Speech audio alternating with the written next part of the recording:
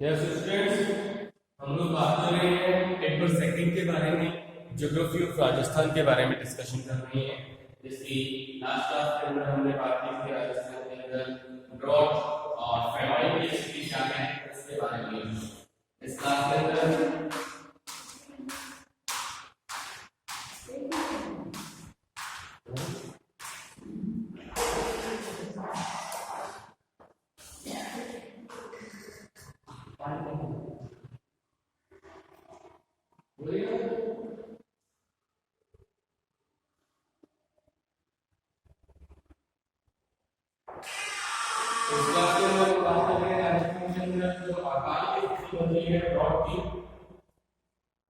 Topic हम कर लेंगे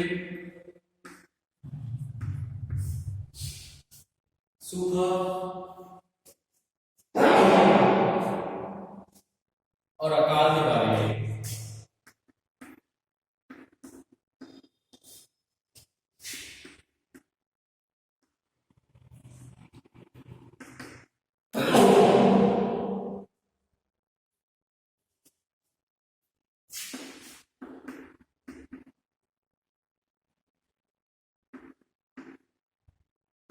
फेमाइन और ड्रॉट के बारे में हम बात कर रहे हैं।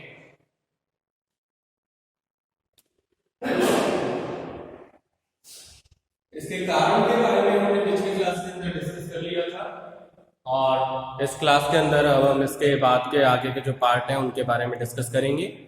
तो सबसे पहले हम बात करते हैं कि इसके प्रभाव क्या होते हैं, सूखे के और अकाल के द्वारा क्या प्रभाव होता है।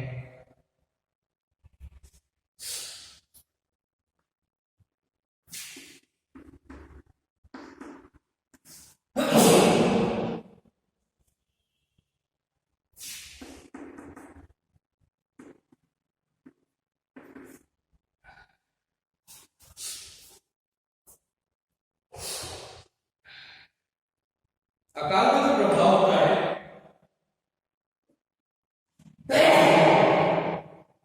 इसका जो प्रभाव है वो मुख्य रूप से केवल मानव की समस्या को बढ़ाता ही नहीं है, बल्कि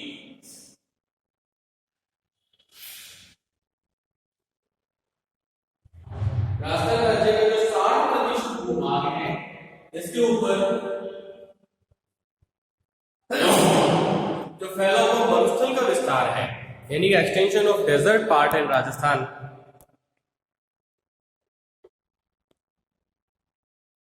जिसे हम डेजर्टिफिकेशन यानी कि मरुस्थलीकरण की प्रोसेस बोलते हैं, वो भी इसको प्रभावित करता है।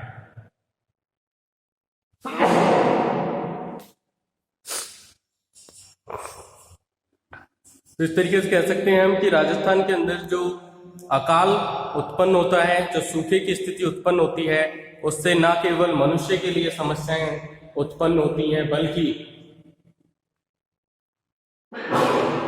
इसके द्वारा अकाल और सूखे के द्वारा मरुस्थल का विस्तार भी हो जाता है, जिसके कारण मरुस्थलीकरण जैसे प्रोसेस डेवलप होती है और इसके कारण ये अकाल के कारण इसका प्रभाव पड़ता है इन प्रोसेस के ऊपर।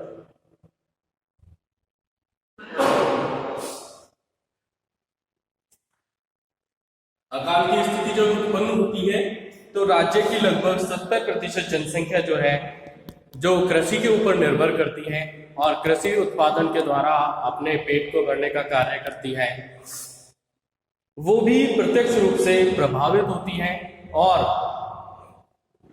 उसका जो इकोनॉमिक सिस्टम होता है वो क्या होता है, बिगड़ जाता है। किसके कारण कि जब अकाल की स्थिति उत्पन्न होती है तो कृषि फसलों का उत्पादन नहीं हो पाता और किसानों को आय की प्राप्ति नहीं हो पाती है, जिससे किसानों को जब आय की प्राप्ति नहीं हो पाती है तो उससे उनका जो घर का रहन सहन का स्तर और उनका जो जीवन यापन की सुविधाएं हैं वो सारा सिस्टम उनका बिगड़ जाता है। तो इस तरीके से प्रत्यक्ष रूप से जनसंख्या प्रभावित होती है राजस्थान के अंदर अकाल के द्वारा। क्यों? क्योंकि राजस्थान की जो 70% जनसंख्या है वो मुख्य रूप से कृषि के ऊपर ही जीवन यापन करती है, कृषि पर ही निर्भर रहती है।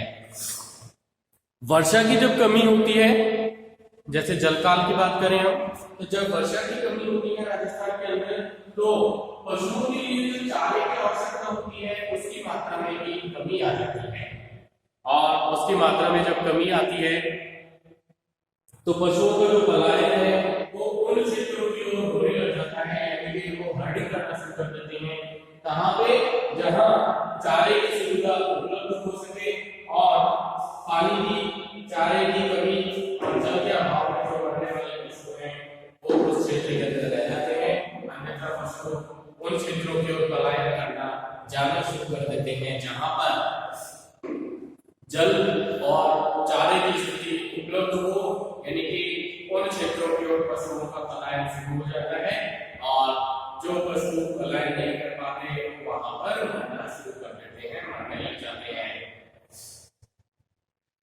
वर्षा के अभाव के कारण भी जो जनसंख्या रहती है उसके लिए भी पेयजल की समस्या भी उत्पन्न होने लग जाती है, यानी कि जब वर्षा की मात्रा में कमी आ जाती है तो पानी जो पीने का पानी है उसके लिए भी संकट उत्पन्न होने लग जाता है, और उसका प्रभाव प्रत्येक जो जनसंख्या है उसके लिए उसका प्रभाव आसानी से दिखाई दे सकता है।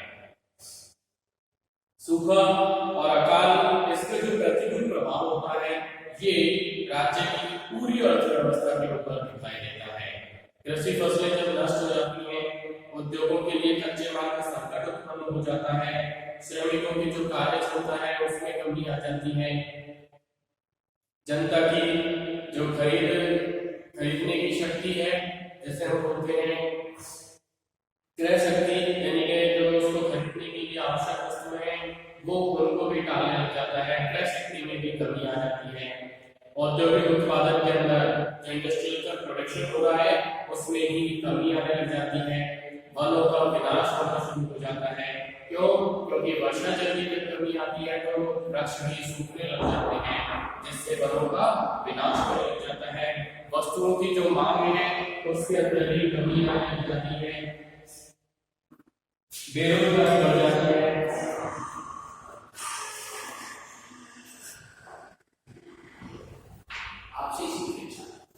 बेरोजगारी बढ़ने लग जाती है, और जो लोग वगैरह की स्थिति होती है, स्थितियां हैं, ये सभी स्थितियां अकाल के जो प्रतिकूल प्रभाव हैं उनको दर्शाने लगती हैं। तो अकाल प्रत्येक रूप में, प्रत्येक स्थान को, प्रत्येक जो जनसंख्या है उसको कहीं न कहीं प्रत्यक्ष रूप में प्रभावित करने लगती है, और इसका जो प्रभाव है पूरे राज्य के ऊपर असर दिखाना शुरू करता है, और इससे राजस्थान राज्य की जो सरकार है उसका भी आर्थिक जो ढांचा है वो सिस्टम उसका बिगड़ने लग जाता है।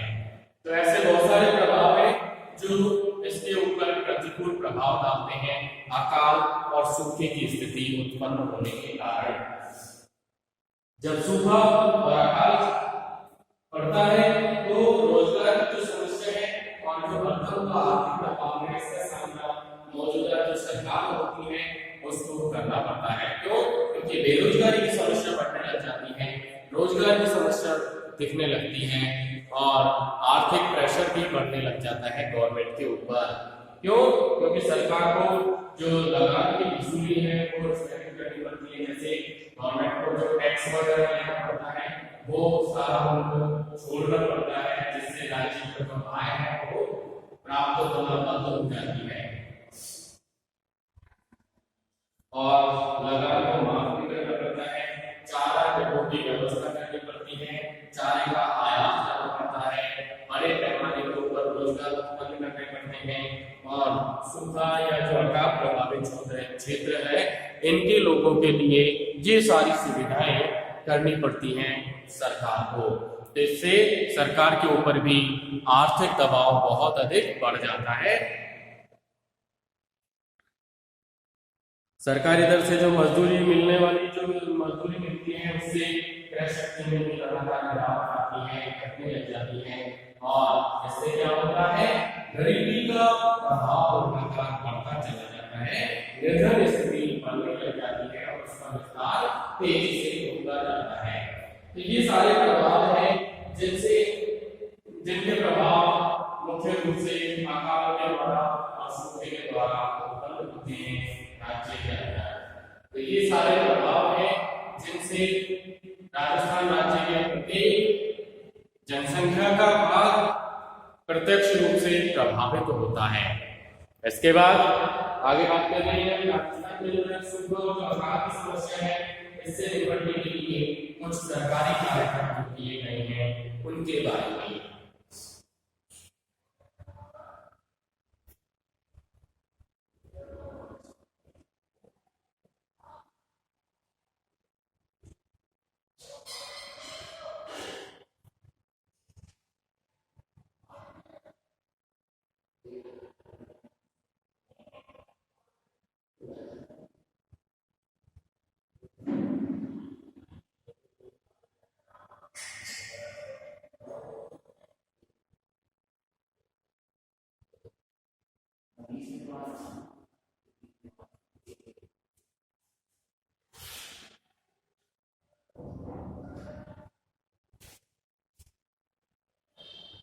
तो राजस्थान राज्य की जो सरकार है, इनके द्वारा कुछ कार्यक्रम चलाए जा रहे हैं जिससे सूखा और अकाल की समस्या से निपटाने के लिए इससे समाधान के कुछ उपाय किए जा रहे हैं। तो उसके लिए राजस्थान की सरकार के द्वारा कुछ सरकारी कार्यक्रमों का संचालन किया जा रहा है, उनके बारे में आज हम बात कर रहे हैं। कुछ योजनाएं लागू की गई जिनसे सूखे की समस्या से समाधान हो सके और अकाल की समस्या से भी समाधान की प्राप्ति हो सके। तो इस समस्या से निपटने के लिए कुछ सरकारी योजनाएं जो चलाई जा रही है, उनके बारे में हम बात कर रहे हैं।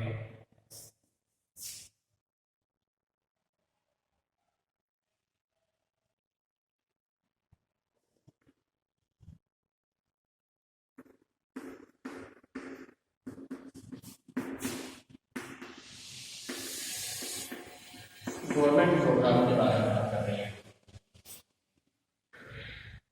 जिसमें सबसे पहले हम बात कर रहे हैं सूखा संभावित क्षेत्र कार्यक्रम।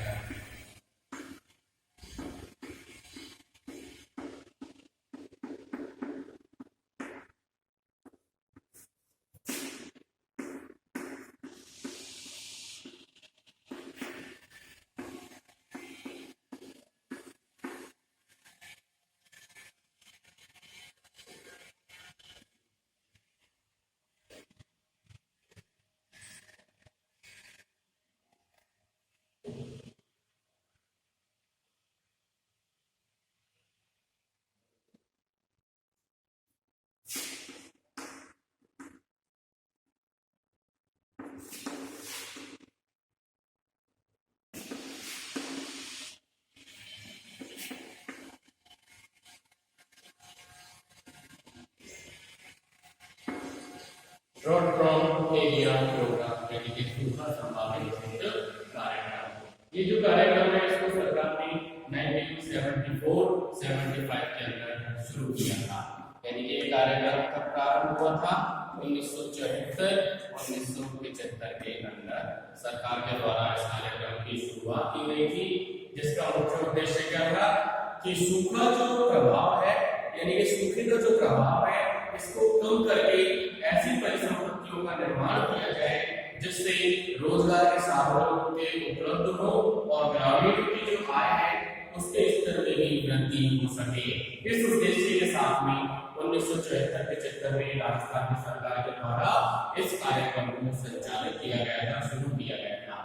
जल संग्रहण के आधार के ऊपर 1 अप्रैल 1995 से सूखा संभावित क्षेत्र कार्यक्रम जो है वो राजस्थान राज्य के 11 जिलों के अंदर इसको चलाया जा रहा है, जिसका उद्देश्य ग्रामीण क्षेत्रों के अंदर ऐसे विकास के कार्य करने से है जिसमें सूखे के प्रभाव को कम किया जा सके।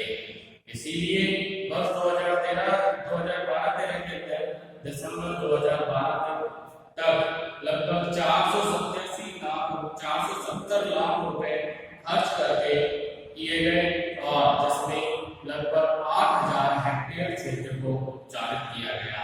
यानी कि उस क्षेत्र के अंदर कार्य किए गए जहां पर सूखे पड़ने के, सूखे की स्थिति उत्पन्न होने की ज्यादा संभावना रहती है, उस क्षेत्र के अंदर यहाँ ऐसे कार्य किए गए हैं जिसके ऊपर राजस्थान सरकार के द्वारा लगभग 470 लाख रुपए खर्च किए गए हैं और राजस्थान राज्य के 11 जिलों के अंदर इस कार्यक्रम का संचालन किया जा रहा है, जिसका मुख्य उद्देश्य क्या है कि राजस्थान राज्य के अंदर सूखे का जो प्रभाव है उसके अंदर तो कमी की जाए और साथ ही साथ रोजगार के ऐसे साधन उपलब्ध हों जिससे ग्रामीण जो जनसंख्या है उसके जीवन स्तर में उसकी आय में वृद्धि हो सके।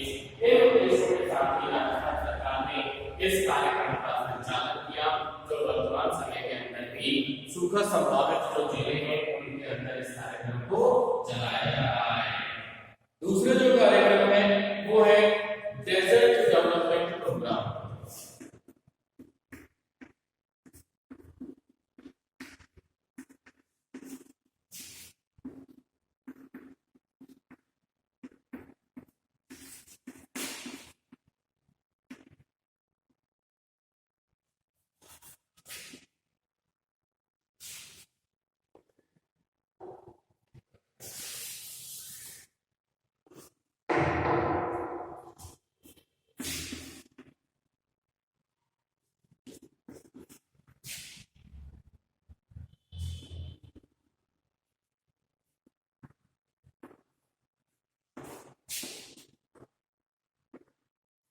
डेजर्ट डेवलपमेंट प्रोग्राम यानी मरुस्थलीय क्षेत्र को विकसित किए जाने का कार्यक्रम, इसे मरु विकास कार्यक्रम के नाम से जाना जाता है।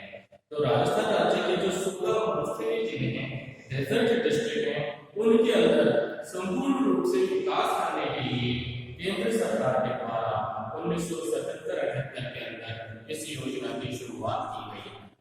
इसके द्वारा केंद्र सरकार के द्वारा राजस्थान राज्य के जो 16 मरुस्थलीय जिले हैं उनका पूरा समग्र विकास करने के लिए इस प्रोग्राम की शुरुआत की गई 1976-77 के अंदर।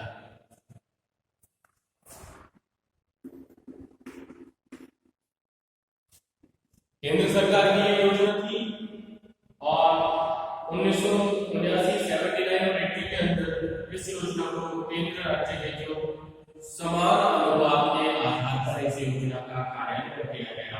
यानी कि जब इसकी शुरुआत की गई थी 77-78 के अंदर, तो इसके अंदर केंद्र सरकार का जो भाग था वो अधिक था, लेकिन 1980 के पास में जब इस योजना को संचालित किया जा रहा था तो इसमें केंद्र सरकार ने अपने अंश में कमी कर ली और राज्य सरकार का जो भाग है उसको इसके अंदर बढ़ा दिया गया और दोनों 50-50% के आधार पर कार्य करने लगे।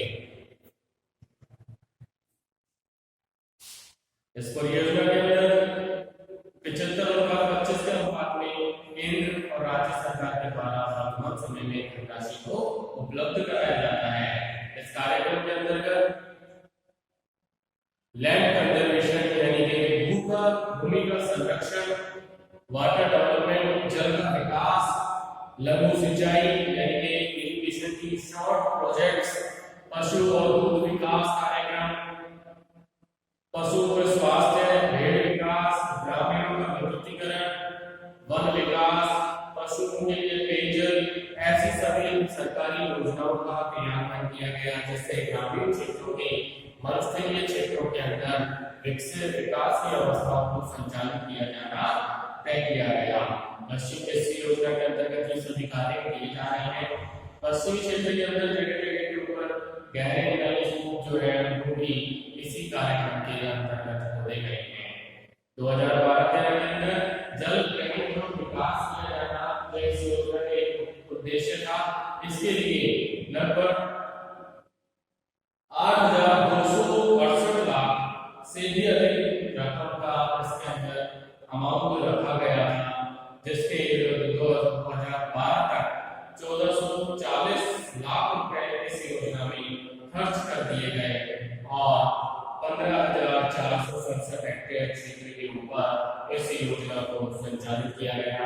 इस क्षेत्र को यानी कि 15,467 हेक्टेयर जो क्षेत्र है इसके अंदर ये सभी योजनाओं के द्वारा परिवर्तन किया गया और इस स्थिति से निपटने के लिए ये क्षेत्र को उपचार दिया गया।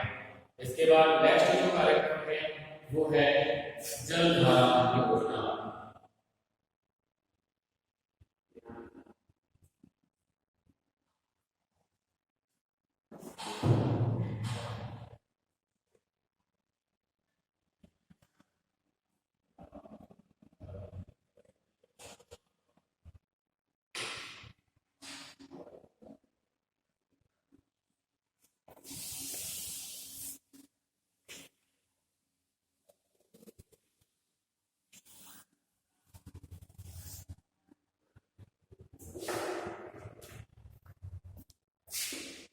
तीसरा जो कार्यक्रम है उसका नाम है जलधारा योजना।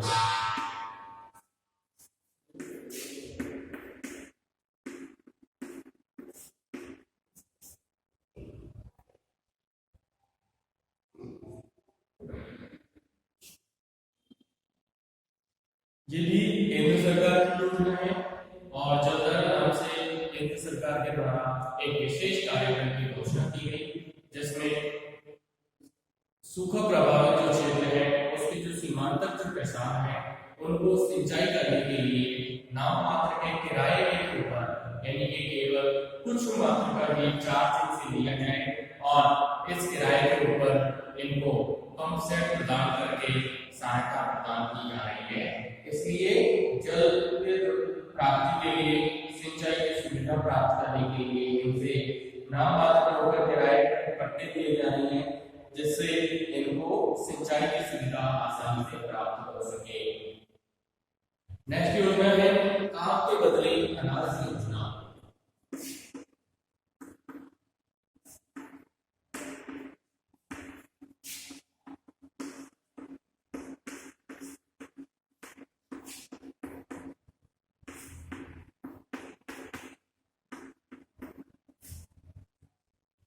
नेक्स्ट है काम के बदले अनाज योजना।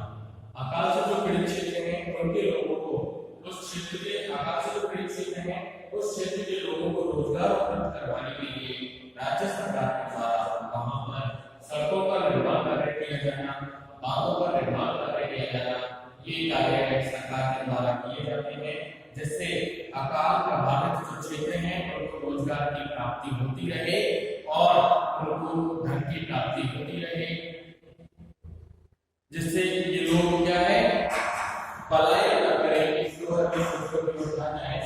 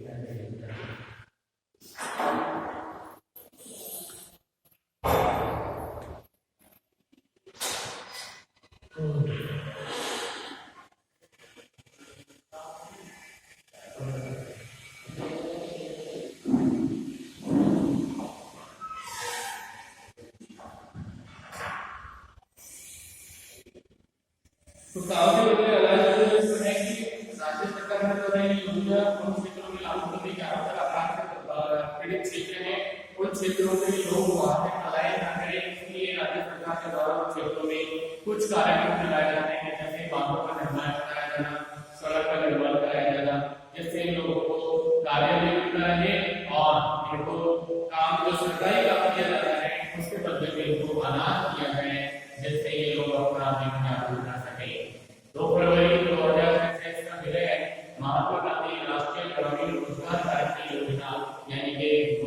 मनरेगा जो है स्कीम, उसके अंतर्गत इस योजना को मिला दिया गया है। इसके बाद नेक्स्ट जो योजना आती है वो है पेयजल आपूर्ति योजना।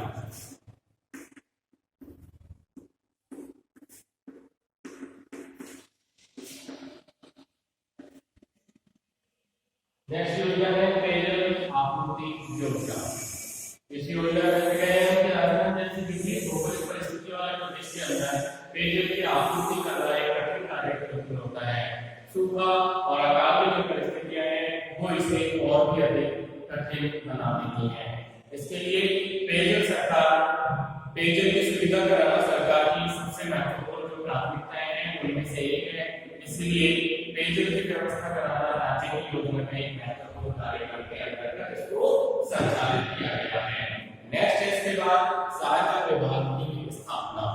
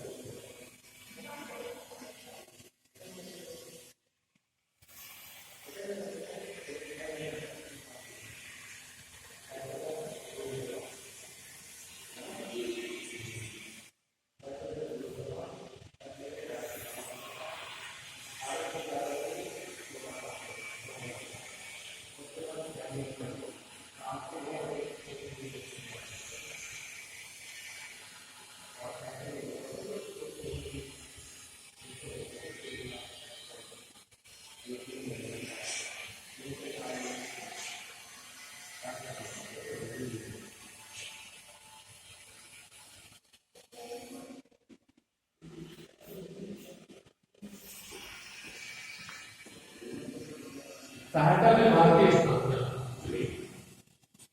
Relief department. ये जो विभाग है इसकी स्थापना 24 अक्टूबर 1991 को की गई थी, जिसका मुख्य उद्देश्य क्या था कि राज्य के अंदर अकाल, बाढ़, ओलावृष्टि, अग्नि और लैंडस्लाइड जैसी समस्याओं के लिए तुरंत सहायता उपलब्ध कराना इस योजना का मुख्य उद्देश्य था।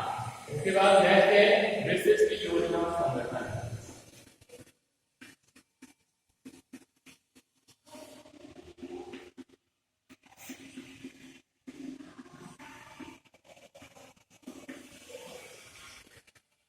विशिष्ट योजना सूखे की समस्या के लिए स्थायी समाधान किया जाए, इसके लिए इस विभाग की स्थापना जो है वर्ष 1970 के अंदर की गई थी।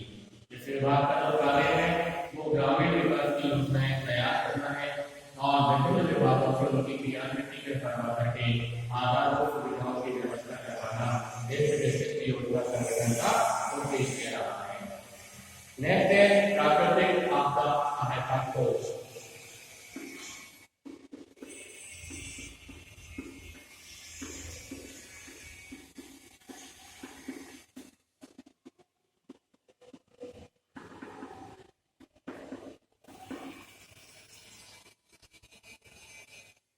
प्राकृतिक आपदा सहायता कोष यानी कि फंड फॉर नेशनल कमिटी 1990 के अंदर 1991 के अंदर उस कोष की स्थापना की गई, जिसमें राज्य के अंदर जो प्राकृतिक आपदाएं हैं इनके ऊपर जो खर्च